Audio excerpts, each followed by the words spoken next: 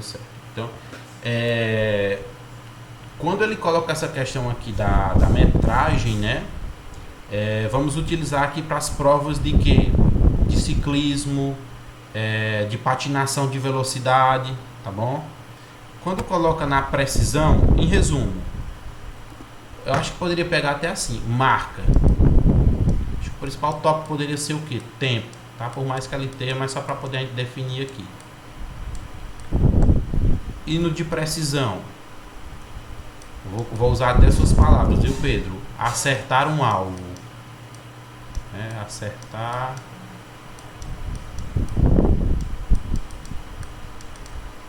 alvo, tá? E aí, é claro, tem algumas subcaracterísticas que entram aqui. No caso de precisão, seria a proximidade com aquele objeto, né? Acho que poderia usar aqui o tiro com arco, né? No tiro com arco a gente tem o alvo.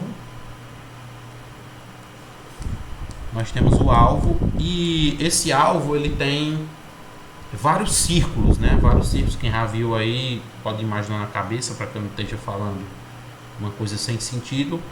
E é claro que isso aqui vai aumentando a distância de cada um deles, né? A metragem de um alvo. Então, se eu estou aqui a 10 metros daquele alvo e eu vou fazer o tiro com arco e eu acerto no ponto principal, no centro mesmo, eu vou ter determinada pontuação. À medida que eu vou acertando a flecha mais distante desse ponto, né, saindo aí do círculo, eu vou tendo uma pontuação menor, ok? E também tem a questão da metragem, porque às vezes o alvo está daqui a 10 metros, tá? E depois vou aumentar essa metragem como daqui a 20 metros, ou 30 metros, ou 40 metros, entendido? Então vai nessa progressão da precisão, tá bom?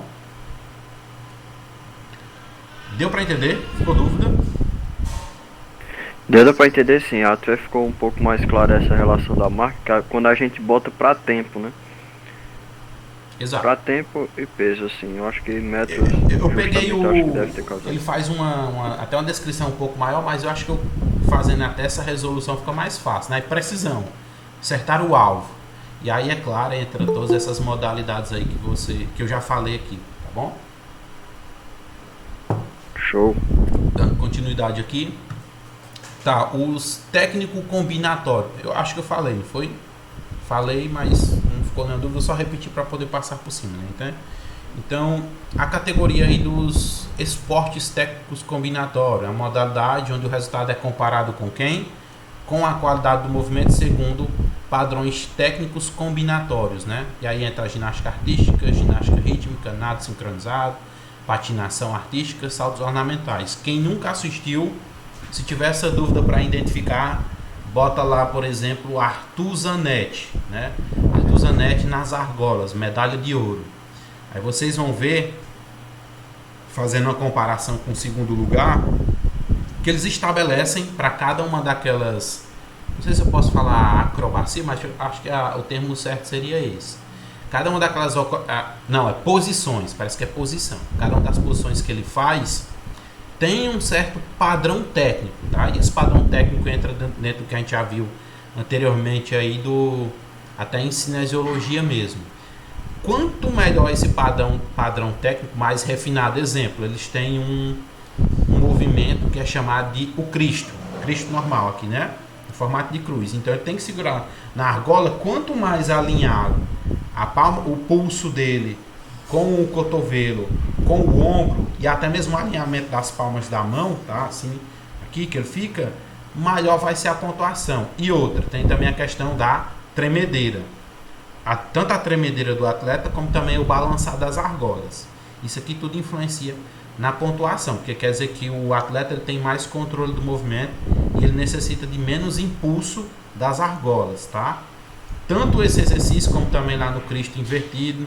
Aí quando ele faz as acrobacias de saída e quando ele crava no chão, que é quando ele faz a saída da argola e fica no chão. Então, na dúvida, coloca lá, como eu falei, Arthur Zanetti, medalha de ouro nas argolas. Vocês vão ver o padrão de movimento dele, as poses que... Eu só esqueci esse termo aqui, não sei se é pose ou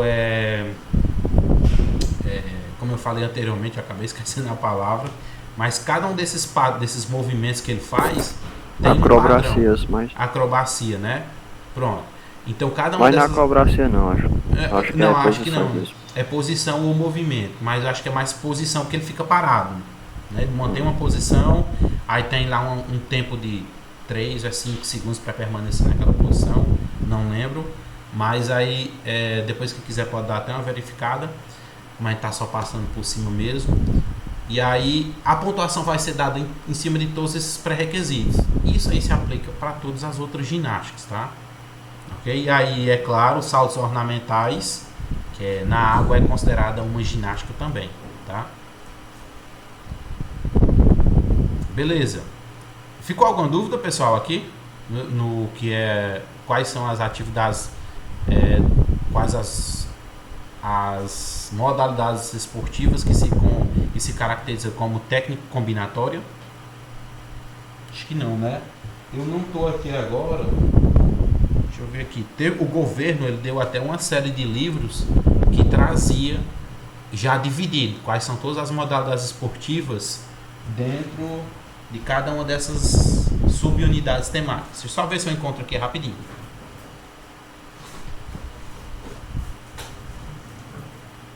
Pronto, acabei de encontrar um aqui, ó. Eu não sei se vocês conseguem visualizar, né? Depois qualquer coisa eu tiro uma foto lá no grupo, mas esse aqui, ó, lutas, capoeiras, práticas corporais de aventura, tá? Então, ele às vezes agrega, mas fica aqui todas as unidades temáticas, como é que é retratado, tá bom? Tinha um que era maior, eu não estou encontrando agora, mas eu não vou me deter nisso não, tá? Eu posso mostrar em algum outro momento a vocês. Ok? Beleza. Os esportes de rede ou quadra dividida ou de parede de rebote, tá? São as modalidades de arremessar, lançar ou rebater a bola em direção a setores da quadra adversária. E aí quando fala isso aqui você já pode pensar em alguma modalidade esportiva nos quais o rival seja incapaz de devolvê-la ou que leve o adversário a cometer um erro. Alguns exemplos de esportes de rede são voleibol, vôlei de praia, tênis de campo, tênis de mesa,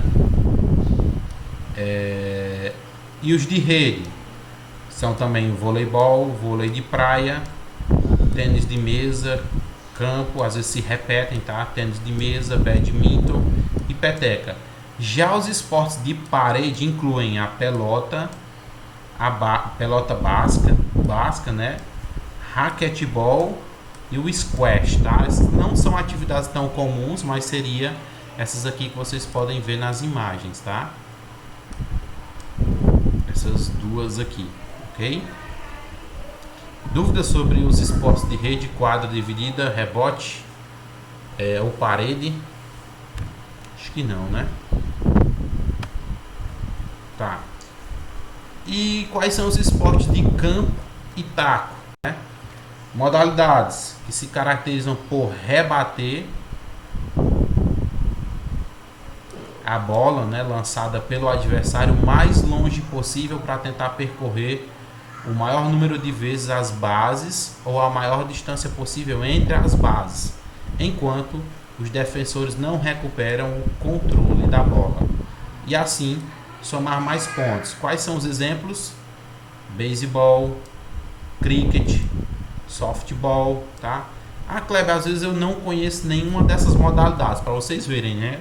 Tudo que isso aqui que era para ter sido visto lá no ensino fundamental, no ensino médio, não deu para ter essa vivência, até porque teve essa reformulação aí da nova BNCC, mas vocês podem ter elas mais para frente, tá bom? Então, exemplo, coloca lá e vai dar uma pesquisada sobre o beisebol. Já é mais comum porque a gente já vê filmes sobre isso, mas cricket, softball, o que é isso, Kleber?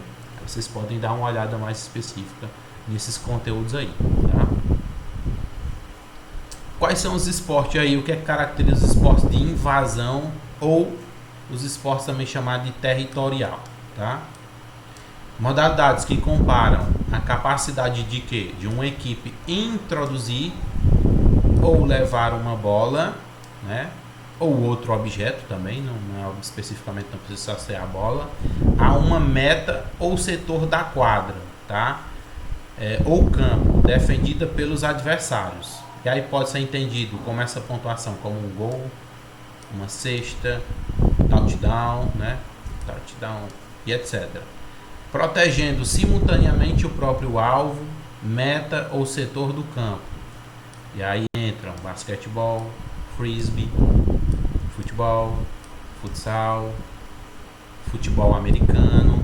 Acho que muitas vezes eu falei aqui levar um objeto, quando eu falei que não poderia ser uma bola, teoricamente é uma bola de futebol americano, mas não parece uma bola, né? A gente pensa dessa forma. E tem defensores, como também tem atacantes. Aí entra o handball, hóquei sobre grama, polo aquático e o rugby, tá? Esses aí são os esportes, é claro, tem outros, mas eu resolvi aqui não colocar todos, mas vocês podem ver, depois eu posso disponibilizar uma lista caracterizando cada um deles, assim, esporte de invasão territorial, tá? Bem fácil aí, ou então na dúvida vai na própria BNCC que lá traz tudo, a lista completa. Dúvidas sobre o esporte de invasão ou territorial, pessoal? Deu para entender aí?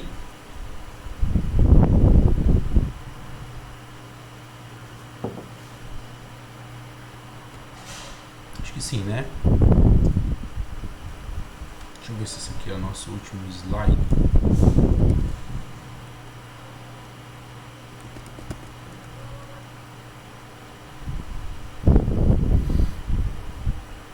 Não, estamos já terminando essa primeira parte da nossa aula. Então, quais são os esportes de combate, né? Modalidades nas quais o oponente deve ser subjugado, né? Com técnicas ou táticas e estratégias de desequilíbrio, contusão, imobilização ou exclusão de um determinado espaço, né? Por meio de combinações de ações de ataque e defesa. E aí alguns exemplos entram judô, boxe, esgrima, taekwondo, tá? Então aí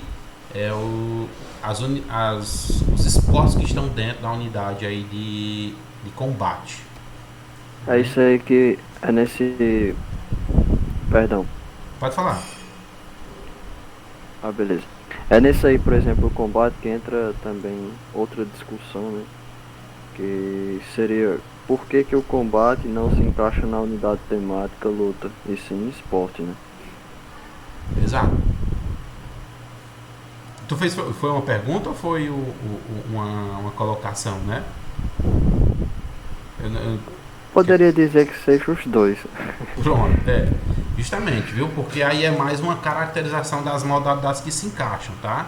Não querendo dizer que o judô, o boxe, a esgrima, o taekwondo não sejam lutas. São sim lutas, tá?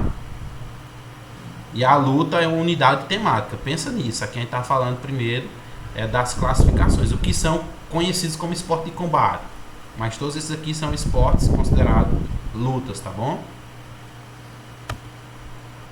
E a ginástica, né? Nós temos aí a ginástica geral, ginástica de condicionamento físico, ginástica de conscientização corporal. Do que trata cada uma delas? Na ginástica geral,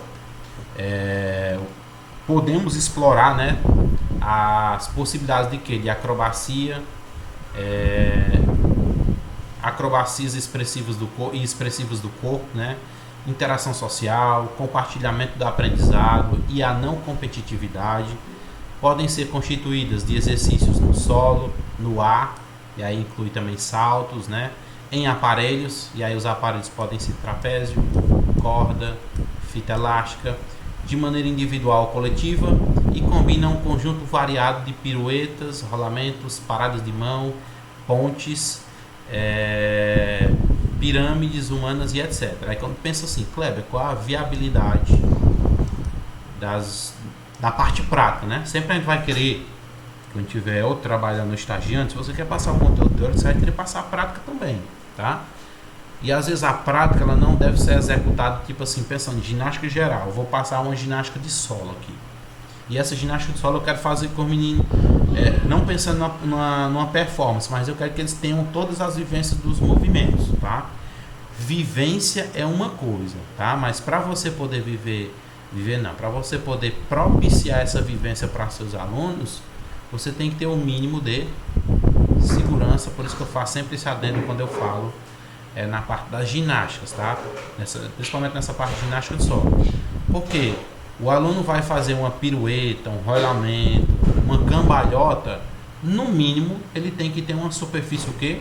Confortável. Por isso que eu coloquei o quesito aqui da segurança. Se não, às vezes você quer ofertar para seu aluno a vivência e acaba gerando algum tipo de desconforto para ele, tá? Imagina fazer um rolamento, para quem não sabe, no chão duro, né? Sem ter nenhum estofado para poder amortecer. Da mesma forma, se for aplicar uma aula de lutas, aí você quer tratar de judô, vai trabalhar a queda. Aí um aluno dá uma queda no outro, quebra aí qualquer osso do braço, pode se contundir, se machucar, porque não tem a superfície que apare a queda, que amorteça, tá bom? Então, a vivência é importante, mas lembre-se da segurança. E na ginástica de condicionamento físico, aqui a gente precisa de pouquíssimo material, né? Caracteriza-se pela exercitação corporal orientada, em resumo seria exercício físico orientado, quando você leva agora seus alunos para uma prática de exercício físico, e aí quando você faz essa prática, você estipula o tempo, a intensidade, a amplitude, pensa nisso aí, tá? Exercitação corporal orientada à melhoria do rendimento, a aquisição e a manutenção da condição física individual ou a modificação da composição corporal.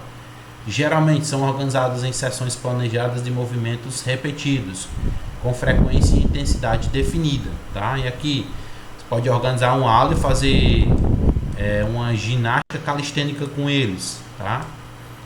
Combinar aí, por exemplo, corrida estacionária, que o mínimo que esse aluno vai necessitar é estar usando tênis e uma roupa adequada para não estar em roupa jeans e estar fazendo exercício físico, se machucando, né?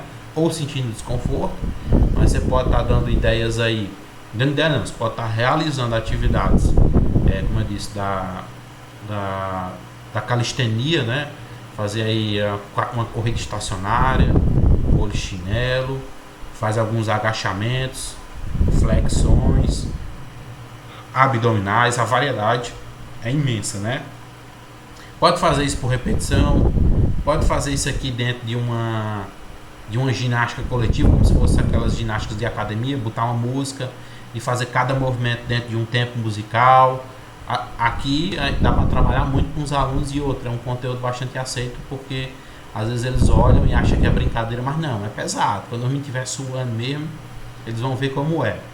E a ginástica de conscientização corporal são as práticas que empregam movimentos suaves e lentos, tal como a recorrência a posturas, a concentração de exercícios respiratórios, voltados para a obtenção de uma melhor percepção sobre o próprio corpo. Tá? Lembra do que eu falei?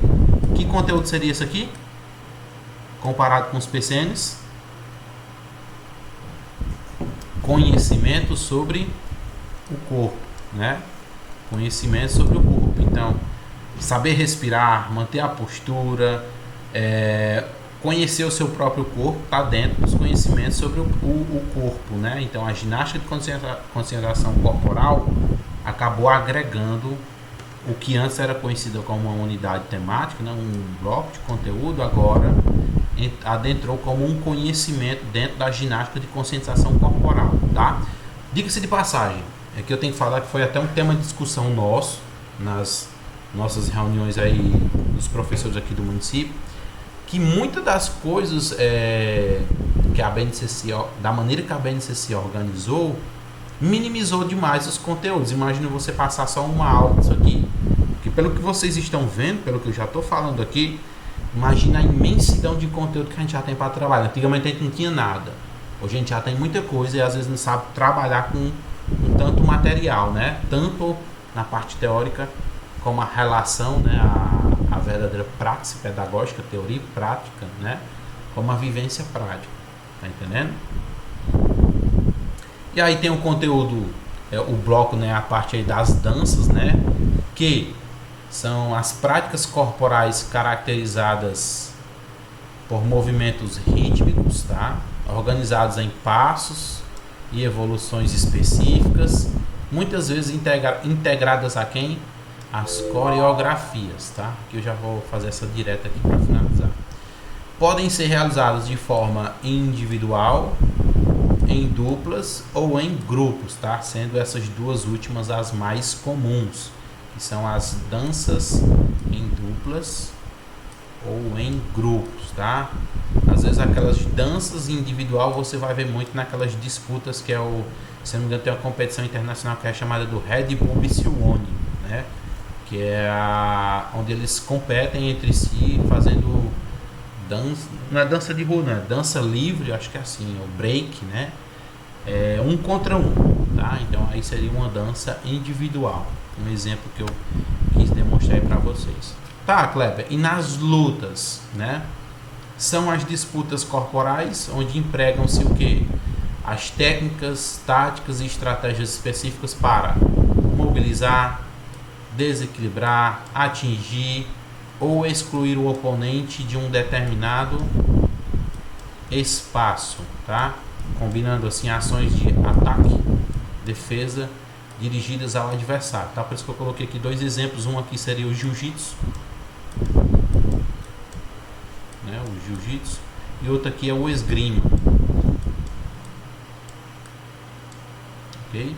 Além das lutas convencionais, podem ser tratadas lutas brasileiras, e aí a gente traz aqui uma contextualização brasileira, né, que é a capoeira, o uca-uca, né, que aqui descende muito aí dos jogos, assim, aqueles jogos indígenas, tá? A luta marajoara também, né, descendência indígena, bem como as lutas de diversos países do mundo, e aí retrata quem? As outras, judô, aikido, jiu-jitsu, muay thai, boxe, boxe chinês, esgrima, kendo e etc. Tá? A variedade de esportes é imensa. A gente tem uma variedade de conteúdo muito grande, né? Que falta a gente trabalhar, tá? E as práticas corporais de aventura, Kleber? Cadê? Pontinho, tá. São as expressões e formas de experimentação corporal centradas nas perícias e proezas provocadas pelas situações de imprevisibilidade, né? Que se apresentam quando o praticante interage com um ambiente desafiador, tá? As práticas corporais de aventura têm uma dessas características, tá? As práticas de aventura na natureza exploram as incertezas que o ambiente físico cria para o praticante na geração da vertigem e do risco controlado, como em corrida orientada, corrida de aventura, corridas de mountain bike, rapel, tirolesa, arborismo, tá bom? Então são aqui exemplos aqui de práticas de aventura na natureza, né? E as práticas urbanas, né? Exploram a paisagem de cimento para produzir essas condições, vertigem e risco controlado. Uma das principais características das práticas corporais de aventura seria essa daqui, vertigem e risco controlado, tá? Quando fala de vertigem, é perca de equilíbrio, tá? Durante a prática de parkour, skate, patins, bike e etc, tá bom?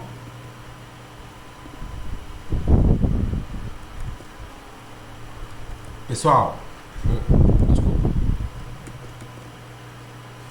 Até aqui, no que a gente pôde ver, deu para compreender? Ficou alguma dúvida sobre essas divisões à luz aí da BNCC?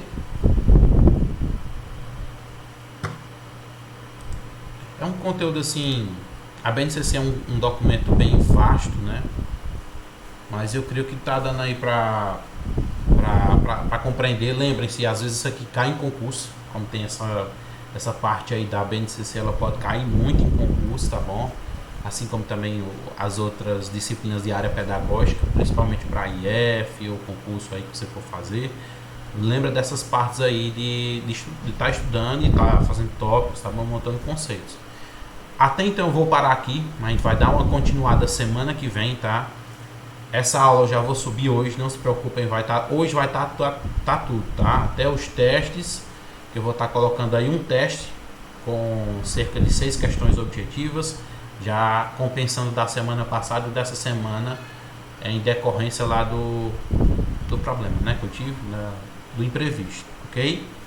Então, qualquer dúvida depois vocês podem estar me mandando, ok? E ao longo da semana a gente pode ir se conversando. Então, pessoal, se vocês não têm mais nenhuma dúvida, a gente encerra por aqui nossa aula e se encontra semana que vem, se Deus quiser, nesse mesmo horário, tá bom? Nenhuma Se dúvida? Deus quiser. Se Deus quiser. Mestre, só com relação... Oh, perdão, pode falar aí. Não, pode falar. Eu ia dizer só, pode falar. Não, André, era André que ia falar? Era? Não vi. Teve alguém que ia falar? Acho que não. Se for... Acho que não. Acho que eu ouvi coisa aqui.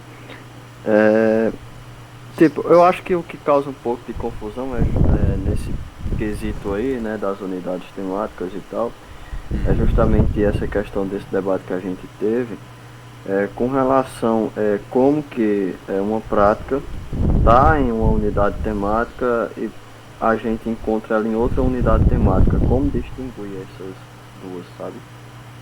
E, por exemplo, pegar aí o exemplo final que o senhor deu aí, com relação ao combate, que é um esporte, né?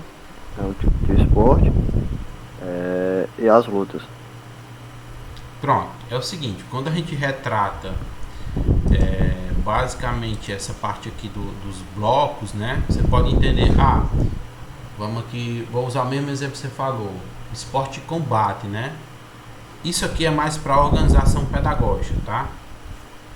Quais os esportes de combate você vai entender isso aqui melhor quando a gente fizer o entendimento do que deve ser trabalhado do sexto ao nono, do que deve ser trabalhado do primeiro ao quinto, tudo isso à luz da BNCC, tá? Mas tipo, às vezes essa unidade temática ela vai se repetir, tipo, foi trabalhada no quinto ano e vai ser trabalhada no sexto. Não pode ser o mesmo conteúdo, entendeu? Que seria no caso aí esporte combate, eu trabalhei o judô. Agora no sexto ano eu vou trabalhar o quê? O Muay Thai ou outra modalidade, tá entendendo? Às vezes o mesmo bloco de conteúdo se repete, o blocão que eu estou dizendo, a categorização de divisão, né? Para você entender o que é um esporte de parede, o que é um esporte de rede, um esporte de precisão, né? Mas às vezes a competência daquele conteúdo, por isso que eu disse, foram incluídas competências e habilidades a serem desenvolvidas nos alunos. Às vezes a competência ela vai ser diferente, tá entendendo? É o exemplo bem básico aqui, nós estamos organizando o município, aí toda vez nos nossos encontros tá lá. É o mesmo conteúdo. Só que o que é que difere? Handball do conteúdo que eu passo para o sexto é diferente do handball que eu passo para o sétimo. Tá entendendo? Porque a competência e habilidade do sexto é diferente da competência e habilidade do sétimo. Por quê? No sexto a gente trabalha muito a parte do histórico, as primeiras vivências. Lá no sétimo a gente vai trabalhar fundamentos e regras. Tá entendendo esse direcionamento que eu estou dando aí com relação à progressão dos conteúdos nas unidades temáticas? Sim. Entendeu? Aí isso aí vai ficar mais detalhado mais à frente quando a gente mostrar lá, primeiro ao quinto, sexto ao sétimo, sexto ao nono, ensino médio e principalmente quando a gente for ver as habilidades e competências, tá? Lá na BNCC vai ter assim, educação, conteúdo, handball, aí vai ter a numeração, que eu vou mostrar também na DCRC, que são as diretrizes curriculares do estado do Ceará. Vai ter as competências e habilidades bem especificadas por códigos, tá? Igual vocês viam, não sei se vocês, quem tem pai professor, amigo professor, algum conhecido, nas outras áreas já tinha isso, na nossa foi incluída agora, que é trabalhar por competência e habilidade, tá lá, as competências e habilidades daquele conteúdo que devem ser trabalhadas, ok? Mas no trato com isso a gente vai ao longo do tempo aí, nas nossas aulas eu vou tentar fazer da melhor forma para que vocês possam entender essas categorias, tá? Às vezes um bloco de conteúdo, uma unidade temática de conteúdo pode estar no bloco de lutas, como também nos esportes de combate, tá? Às vezes pode ser só caracterizado. O que é que caracteriza como esporte de combate? Isso aqui, isso aqui, isso aqui. Aí dá os exemplos. Quais são as lutas? São essas lutas aqui. Dúvidas? Mais alguma? Beleza, entendi. Pronto, beleza, viu? Então, No pessoal, decorrer aí a gente vai vendo aí essa questão dessa diferenciação. Isso. É porque, como eu disse, às vezes o documento ele é bastante longo. Eu não dá para trazer ele assim na íntegra, mostrar aqui a gente fazer uma leitura, até ficar maçante demais, né? Mas se vocês tiverem oportunidade depois, eu vou estar colocando hoje, subindo também a BNCC para vocês, tá? Coloca lá a BNCC, fica disponível. Quem tiver interesse para dar uma olhada, vai nos pontos específicos da educação física, tá? Porque lá é um documento geralzão, se não me engano são 900 ou 800 páginas, mas vocês conseguem fazer, às vezes até mesmo uma diferenciação mais fácil, entender porque é que está organizado assim. Mas na nossa próxima aula, acho no primeiro ponto, eu já vou trazer porque é que está organizado assim. Eu já esclareço a dúvida e a gente não perpetua nessa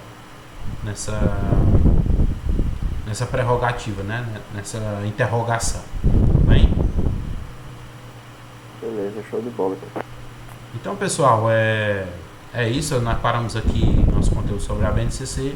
A gente vai dar continuidade semana que vem, tá bom? Por favor, não esqueçam de fazer o teste que eu vou estar liberando, ok? Mais uma vez eu peço desculpa pelo atraso na subida dos conteúdos para o Canvas.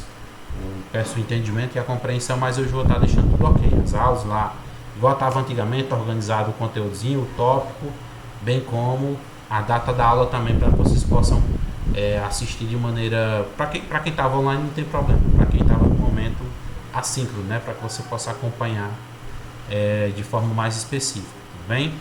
Então é isso, pessoal. Fiquem todos com Deus. Bom almoço, bom resto de tarde. E até semana que vem, ok? Tchau, tchau. Valeu, Cláudio. Um abraço aí. Valeu.